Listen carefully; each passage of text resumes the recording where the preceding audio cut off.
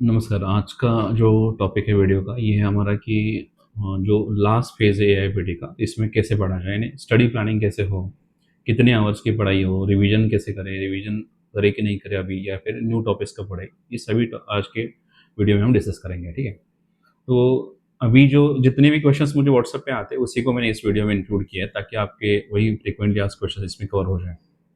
तो अभी जो ये फेज चल रहा है, इसको मैं पर्सनली ऐसे मानता हूँ कि ये एक प्री एग्ज़ाम नोटिफ़िकेशन फेज़ होता है। प्री एग्ज़ाम नोटिफ़िकेशन फेज़ क्यों? क्योंकि एग्ज़ाम का नोटिफ़िकेशन जैसे पिछले साल के हिसाब से अगर हम बोलेंगे, तो पिछले साल एग्ज़ाम का डेट जो आया था, वो 5 मई को आया था, और एग्ज़ाम का यानी नोटिफ़िकेशन डेट और एग्ज़ाम डेट था 4 जुलाई को। तो जैसे ही एग्ज़ाम का नोटिफ़िकेशन आता है उसके बाद और इसके पहले का क्या फ़र्क है? तो अगर आप देखोगे तो अभी आपके पास जो फेज चल रहा है, इसमें काफ़ी सारे स्टूडेंट्स सैचुरेट हो जाते हैं पढ़ के, या फिर एग्ज़ॉस्ट हो जाते हैं। उनको लगता है कि अभी और कितने दिन पढ़ना है। स्टडी आवर्स भी काफ़ी, जो 10-12 घंटे का पढ़ाई जो समझो करना है, वो भी बहुत ऐसा लगता है कि बहुत हेवी लगने लगता है। स्ट्रेस तो होता ही है, सेल्फ डाउट होता है, बिकॉज़ मार्क्स नहीं आ रहे उतने, ऐसा है। और इसके बाद जब एग्ज़ाम का डेट आता है उस टाइम पे फिर ये जो सैचुरेशन का फेज़ है, या फिर समझो एग्ज़ॉशन का फेज़ है, पूरा निकल जाता है। और एक ही फेज़ शुरू होता है, वो स्ट्रेस फेज़ होता है कि काउंटडाउन हो स्टार्ट होता है कि 40 डेज़, 50 डेज़ अभी बाकी है, पढ़ लेना चाहिए। और जैसे भी हो वैसे हर टॉपिक को आप पढ़ के यानी एग्ज़ाम दे देते हैं, ऐसे सोच के फिर पढ़ने लगते हैं स्टूडेंट्स। फिर इस वीडियो की शायद आपको ज़रूरत भी नहीं लगी, ना ही किसी से काउंसलिंग करने की ज़रूरत लगी। आपको लगा कि हाँ ठीक है, मैंने सब तो पता है, अभी कैसे पढ़ना है, अभी पढ़ लेते हैं।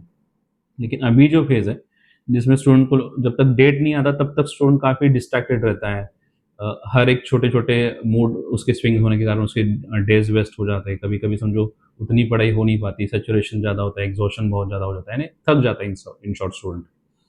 तो इसमें कैसे आपको हैंडल करना है, मैं इसी फेज़ को आज एक्सप्लेन करूँगा कि प्री एग्ज़ाम नोटिफ़िकेशन फेज़, यानी एग्ज़ाम का डेट अभी तक आया नहीं है, लेकिन लंबे समय से हम पढ़ रहे हैं, तो थोड़ा थक चुके हैं। इस फेज़ में कैसे पढ़ना है या फिर क्या करना है? तो जो टॉपिक यानी जो मैंने पॉइंट्स निकाल के रखे, स्टूडेंट ने क्या-क्या मुझे पूछा है, उसके अकॉर्डिंग हम लोग आज डिस्कस करेंगे। तो पहला स्टूडेंट ऐसे पूछते हैं जनरली कि सर इसमें न्यू टॉपिक्स पढ़े कि रिवीजन करें? तो देखिए, अगर आप प्री एग्ज़ाम यानी एग्ज़ाम का डेट आने से पहले का फेज़ अगर देखेंगे ना, तो इसमें मैक्सिमम आपको जो न्यू टॉपिक्स है उसको खत्म करना चाहिए। क्यों, मैं एक्सप्लेन करता हूँ, क्योंकि जैसे इसमें एग्ज़ाम का डेट आता है और आप सोचो कि आपका वाग्भट सूत्रस्थान पढ़ना बाकी है, या फिर चरक का समझो सिद्धिस्थान पढ़ना बाकी है, तो बहुत प्रेशर बढ़ जाता है। और वो टॉपिक समझो एग्ज़ाम का डेट आने के बाद अगर आप हाथ में लोगे, तो आप पढ़ के भी समझेंगे नहीं, बिकॉज़ स्ट्रेस लेवल बहुत हाई हो जाता है और पढ़ने में ऐसा लगता है कि अभी पढ़ तो रहे, लेकिन समझ में नहीं आ रहा है। वहीं आप उल्टा सोचो कि आपने पहले पढ़ के रखा है, 1-2 बार पढ़ के रखा है और एग्ज़ाम का डेट आया, तो आपको लगेगा हाँ, पहले पढ़ के रखा है शांति से, अभी थोड़ा रिवाइज़ आराम से कर सकते हैं। इसीलिए आप इस फ़ेज़ में न्यू टॉपिक्स, जितने भी न्यू टॉपिक्स आपके बाकी है और जो इम्पोर्टेंट है उसको पहले खत्म करो, रिवीजन के सोचने की ज़रूरत भी नहीं है, ऐसा है। तो ये उनके लिए है जिनका अभी काफ़ी सारा पोर्शन बाकी है, और जिनको रिवीजन करना है, समझो जो रिपीटर है, बहुत सारे स्टूडेंट ऐसे भी, सर मैं रिवीजन कैसे करूँ? क्योंकि मैंने पढ़ पढ़ तो रखा है पूरा, लेकिन रिवाइज़ कैसे करना है? तो उसके लिए मैं अभी एक्सप्लेन करता हूँ कि रिवाइज़ कैसे करना है। तो रिवाइज़ कैसे करना है आपको? देखिए कि आप पहले 4 सेक्शन कर लो, कि एक संहिता का सेक्शन होगा, एक सब्जेक्ट का होगा, एक क्वेश्चन्स का होगा, जितने भी एमसीक्यूज़ हमारे ऐप पे है या फिर जहाँ जिस बुक से आप करोगे, और एमआरआई नोट्स जो मिक्स रैंडम और आईएमपी नोट्स है, ये 4 सेक्शन आपके सामने रखो, ठीक है? और उसमें से वीक सेक्शन से स्ट्रॉन्ग सेक्शन की तरफ रिवीजन कर लो। अगर आपका पूरा पढ़ के हो चुका है, तो ही ये सब चल रहा है। जिनका पढ़ के नहीं हुआ है, उनको तो पहले न्यू टॉपिक्स खत्म करने हैं, और जिनका ऑलरेडी पढ़ के हो चुका है और बस अभी रिवीजन करें, उनको कैसे रिवाइज़ करना है। तो फॉर एग्ज़ाम्पल मैं संहिता में एक्सप्लेन करता हूँ। संहिता से आप अगर सेक्शन में देखोगे, तो आपने समझो वाग्भट उत्तरस्थान पढ़ लिया है, लेकिन अभी तक आपने उसको रिवाइज़ नहीं किया, अच्छे से रिवाइज़ नहीं किया है, तो पहले आप वाग्भट उत्तरस्थान ले लो।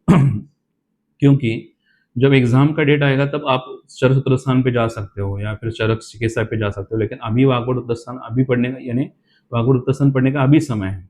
बाद में आप वो समय दे नहीं पाओगे, ऐसा है। तो इसलिए जो वीक सेक्शन है, यानी आपने पढ़ तो रखा, लेकिन इतना स्ट्रॉन्ग पढ़ के नहीं हुआ है आपका, या फिर इतना चीज़ उस आपको रिटेन याद नहीं है, उस टॉपिक को आप पहले ले लो।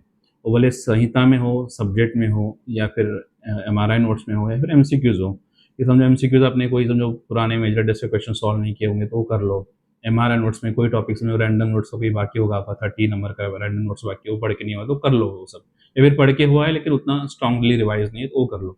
यानी इन शॉर्ट, रिवीजन का थीम आपको क्या होना चाहिए, वीक टॉपिक से स्ट्रॉन्ग टॉपिक तक जाना है। यानी पहले जो वीक जो पढ़ा है, यानी पढ़ के रखा है लेकिन इतना अच्छे से रिवाइज़ नहीं, उसको पहले लेना है और धीरे-धीरे स्ट्रॉन्ग टॉपिक की तरफ आपके जाना है, ठीक है? ये हो गया रिवीजन वाला पार्ट मैंने एक्सप्लेन करा। इसके बाद स्टूडेंट ने नेक्स्ट क्वेश्चन पूछा सर मैक्सिमम स्टडी आवर्स कितने होने चाहिए? तो मैक्सिमम स्टडी आवर्स यानी आप 10-12 घंटे रखोगे तो बहुत अच्छा है। 10-12 घंटे का समय अगर आपका यानी अगर आप पूरा फ्री हो तो। लेकिन अगर समझो आप ड्यूटी करके पढ़ रहे हो तो जितना समय आपका ड्यूटी छोड़ के थोड़ा रेस्ट करके जितना समय आपको मिले पढ़ाई के लिए पूरा फिर पढ़ाई में यूज़ करो। लेकिन आप पूरा समझो फ्री हो तो 10-12 घंटे का समय आपका पढ़ाई का होना चाहिए। जनरली 4 घंटे के 3 सेशन होने चाहिए दिन में। सुबह का समझो एक 4 घंटे का सेशन होना चाहिए, समझो 8 से लेकर 12 तक ऐसे वाला सेक्शन हो, या फिर दोपहर का एक सेशन 2 से 6 बजे का समय हो, थोड़ा-सा बीच में रेस्ट करके, और 7 से लेकर 11 का एक समय ऐसा पकड़ के आप 3 सेशन कर सकते हो जिसमें 4-4 घंटे का समय करके आप 12 घंटे वैसे भी कंप्लीट कर सकते हो।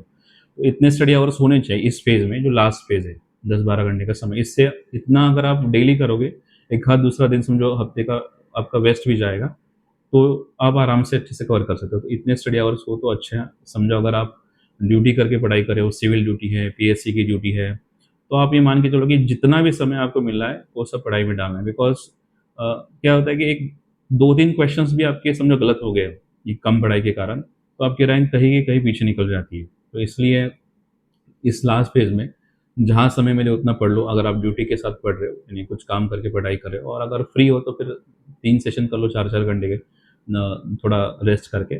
जे 12 घंटे का जनरली कवर होना चाहिए सिलेबस, यानी स्टडी का ड्यूरेशन होना चाहिए। नेक्स्ट क्वेश्चन है कि सर स्ट्रेस कैसे हैंडल किया जाए? जो पहले अभी मैंने एक वीडियो दिया था, और स्ट्रेस हमेशा आपका यानी रहेगा ही आपके ऊपर इस फ़ेज़ में। लेकिन फिर मैं एक उदाहरण देके बोलता हूँ ताकि क्या होता है कि आपको और भी समझे कि जो प्रैक्टिकल लाइफ़ के हमारे टीचिंग के ड्यूरेशन में हमारे कुछ ऐसे एग्ज़ाम्पल हम देखते हैं, जिसके कारण लगता है कि नहीं स्ट्रेस क्यों नहीं लेना चाहिए। मैं 2017-18 की बात होगी, उस टाइम पे ऑफ़लाइन क्लास चलता था।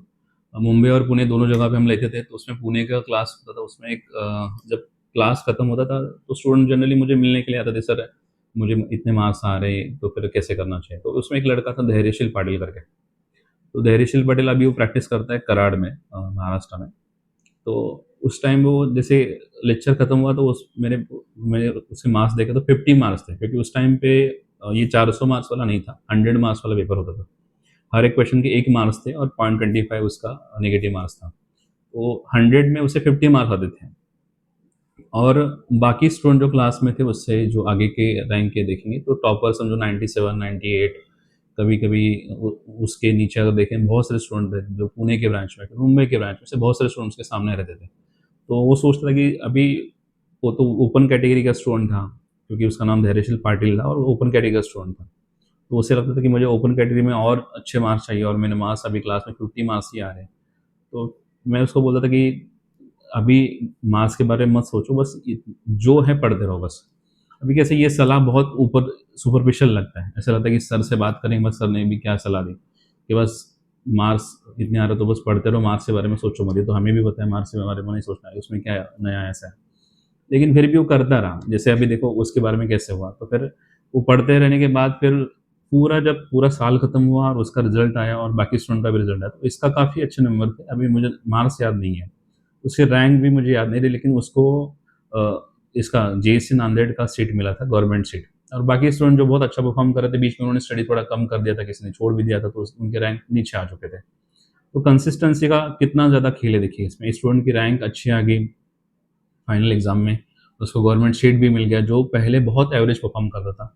उसके बाद उसने 3 साल अच्छा वहाँ पे सीखा, आयुर्वेद प्रैक्टिस सीखा, अभी प्रैक्टिस भी बहुत उसका अच्छा चल रहा है।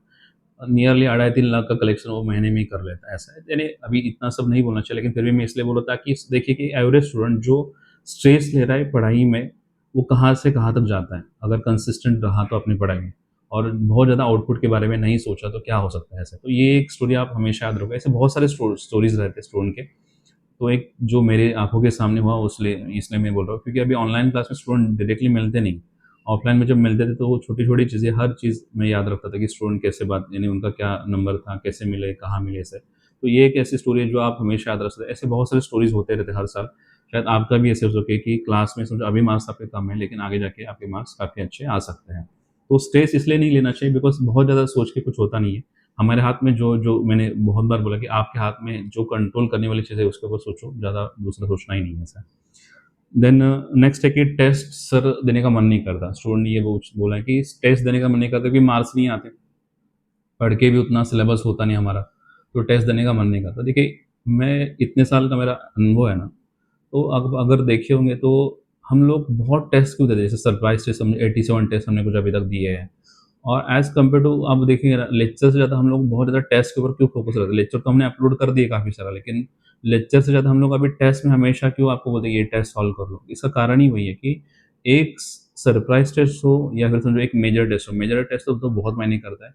एक मेजर टेस्ट अगर आप दोगे तो आपको स्टडी का इतना सारा पता चलता है कि कहाँ से क्या क्वेश्चंस आते हैं, क्या पढ़ना चाहिए, क्या छोड़ना चाहिए, यानी आपके कौन-कौन से टॉपिक्स अभी वीक हैं और क्या आप पढ़ के भी आप क्या भूल चुके हो। इसलिए मेजर टेस्ट को बिल्कुल भी यानी स्किप नहीं करना चाहिए, क्योंकि आप मेजर टेस्ट देखोगे, हम लोग भी बहुत मेहनत से बनाते हैं। एक मेजर टेस्ट हम लोग हफ्ते भर या फिर 10 दिन का समय लगता है, उसमें से हमने 10 दिन का समय आपको हम देते हैं। उसमें से पहले 3-4 दिन का काम छोड़ के हम लोग कंटिन्यूअस 7 दिन मेजर टेस्ट ही बनाते हैं। तो उसमें हमारा इतना मेहनत लगता है कि इतने जगह के क्वेश्चंस निकाल के लाओ। अगर आप देखोगे टेस्ट सॉल्व करने के बाद, देखो कितना एक्सप्लेनेशन डिटेल होता है, हर एक जगह का रेफरेंस क्लियर होता है। बहुत कम मिस्टेक्स उसमें होते हैं, एक आध दूसरा मिस्टेक मिलेगा, अदरवाइज़ मिस्टेक नहीं मिलेगा। तो फाइनल पेपर में इससे ज़्यादा मिस्टेक आपको मिलेंगे ऐसे। तो बहुत मेहनत लगती है मेजर टेस्ट बनाने में। अगर आप उसका टाइमिंग भी देखोगे, तो उस टेस्ट के नीचे देखो टाइमिंग होता है कि पोस्ट कब किया है ऐसा। तो 5 एएम का उसमें शायद कुछ ये टेस्ट का रहेगा अभी टाइमिंग। तो 5 एएम का जब टेस्ट पोस्ट होता है, इसका मतलब ये नहीं होता कि मैं सुबह उठ के उसको पोस्ट किया हूँ। वो टेस्ट मैंने रात भर एडिट किया है, करेक्शन निकाल के रखे हैं, और फिर मैं सुबह 5 बजे उसे, रात को पूरा जाग के मैंने उतना एडिट करके, करेक्शन करके, फिर सुबह मैं उसको पोस्ट करता हूँ और फिर नींद लेके ने इसलिए मैंने मेरे व्हाट्सएप स्टेटस में नीचे लिखा है कि 11 बजे के पहले कॉल मत करो, बिकॉज़ सोने का समय ही 5-6 बजे का होता है सुबह। 3-4 घंटे की नींद मिलती है, समझो 5 बजे, साढ़े 5 बजे सो लिए तो फिर 9-10 बजे उठ लिए ऐसा। तो इसलिए एक मेजर टेस्ट बनने में इतनी मेहनत लगती है, तो उतना आप एटलीस्ट 2 घंटे समय निकाल के आप अपना टेस्ट देना चाहिए आपको ऐसे। तो एक बात हमेशा रखो मन में कि मेजर टेस्ट में आपको एक भी मेजर टेस्ट स्किप नहीं करनी। मेजर टेस्ट हो, सरप्राइज़ टेस्ट हो, मिसलेनियस कोई भी टेस्ट।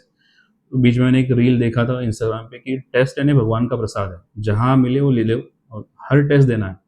तो याद रखो कि टेस्ट स्किप नहीं करना है, कुछ भी हो जाए, इससे आपका हमेशा इम्प्रूवमेंट हो जाएगा ऐसा।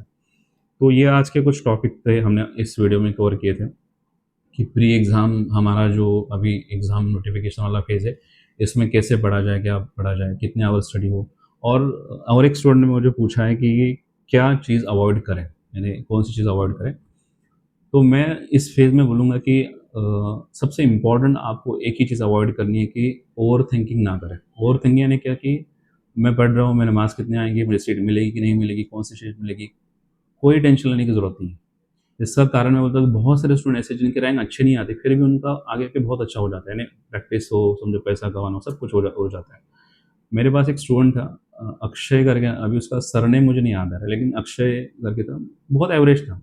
पूना का मेरा अगर क्लास देखो, ऐसे हॉल था उस टाइम पे, एक बहुत ऐसे कॉर्नर में बैठता था, एक ही कोई नोटबुक लेके आता था, कभी संहिता भी लेके नहीं आता था। जो कुछ मैंने बोला लिख के लेता था, फिर क्लास होने के बाद गया, फिर कभी बुक लेके नहीं आता था ऐसे। ऐसे-ऐसे साल भर में उसने थोड़ा-थोड़ा पढ़ लिया, और फिर उसकी जो रैंक जैसे आई, उसने फिर लास्ट-लास्ट में उसको काउंसलिंग बहुत अलग होता है। मैंने पहले भी बोला है शायद कभी ग्रुप पे कि काउंसलिंग बहुत अलग है और आपका एग्ज़ाम का प्रिपरेशन अलग है। काउंसलिंग में बहुत सारी सीट्स के ऑप्शन मिल जाते हैं। तो इसको मिला सीट अष्टांग कॉलेज का गायनेक सीट। तो अष्टांग कॉलेज का गायनेक आप देखोगे तो इतना अच्छा माना जाता नहीं। अभी ये किसी कॉलेज की बुराई करने का मेरा कोई उद्देश्य नहीं है, लेकिन स्टूडेंट में जो एक ओपिनियन होता है कि as compare to Tilak college, as compare to Hadapsar college, इसमें अष्टांग कॉलेज का गायनेक इतना एक्टिव नहीं मानते स्टूडेंट। लेकिन आप इसका सक्सेस रेट देखिए कि ये अष्टांग कॉलेज के गायनेक से पास आउट हो गया और इसने यही नज़दीक हमारे प्रैक्टिस डाला है। तो उसका प्रैक्टिस बहुत अच्छा चलता है कि वहाँ से थोड़ा बाहर जाके उसने सीखा होगा। तो उसका प्रैक्टिस इतना अच्छा चलता है कि हर दिन उसके स्टेटस में कुछ ना कुछ होता है कि ये एलएसएस कर लिया, समझो कोई दूसरा कोई ऑपरेशन कर लिया। ये वो स्टूडेंट है जो बहुत एवरेज पढ़ता था क्लास में से। तो मैं खुद नहीं बिलीव करता कि ऐसे बहुत सारे स्टूडेंट, जैसे मैंने धैर्यशील पाटिल का बोला, मुझे कभी लगता नहीं था कि क्लास में आने के बाद वो जब 50 मार्क्स का शीट मेरे पास लेके आता था कि ये आयुर्वेद प्रैक्टिस करेगा और इतनी अच्छी प्रैक्टिस करेगा कि 2.5-3 लाख कमाने लगेगा 2-3 साल में ही। वैसे ही अक्षय का भी अगर आप देखोगे तो ये मुझे कभी नहीं लगता था कि ये मेल होके गायनेक का सीट लेगा, वो भी गायनेक का सीट लेके इतना अच्छा प्रैक्टिस करेगा ऐसे। तो आप भी ज़्यादा ओवरथिंक मत करो।